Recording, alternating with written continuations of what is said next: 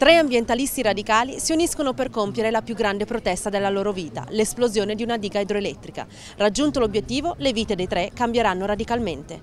Ecco di che cosa parla Night Moves, il film di Kelly Reichardt presentato in concorso al Festival del Cinema di Venezia. I protagonisti sono tre bravissimi e giovani attori, Sarsgaard, Jesse Eisenberg e Dakota Fanning. One of our producers, Neil Kopp, who's born and raised in Oregon, who also has spent a lot of time with his family, traveling and camping through Oregon. It's a place where people are very attached to the landscape, and there's people that want to log that landscape, and there's people that want to preserve the landscape, and then there's a lot of organic farming, people sort of wanting to create their own worlds where they can be self-sufficient.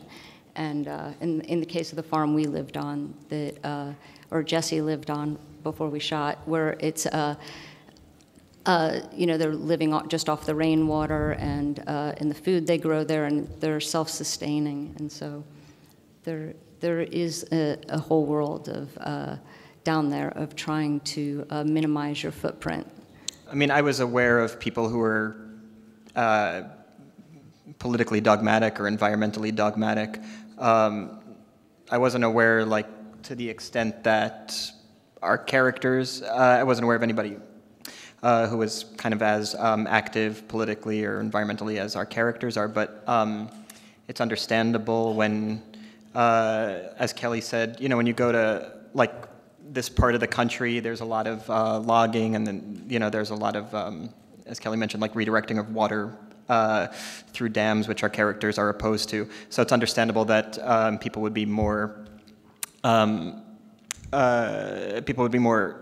active with environmental actions. I live in New York City, so we recycle, and that's the extent of our interaction with any kind of environmental dogmatism.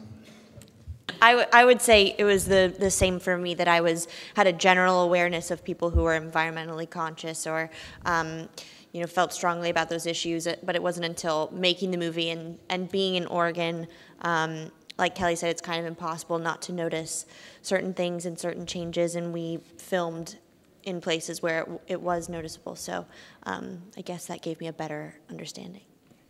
Yeah, I loved the character when I read it. It's the character I play is very private. He's somebody who feels a lot, but instead of expressing it to in any outward way, kind of buries it, and he has a kind of there's a cumulative effect of constantly burying anger. And when you do bury it for so long, it manifests in ways that are probably more extreme than were you to have some kind of release. So that's a really interesting character and an interesting kind of person to think about. There's also an interesting, he's also in an interesting ethical position, because he's doing something that is damaging, but at the same time he feels like he's kind of a soldier in a greater war, and he feels as though the damage that he does is collateral damage as part of a bigger and more important struggle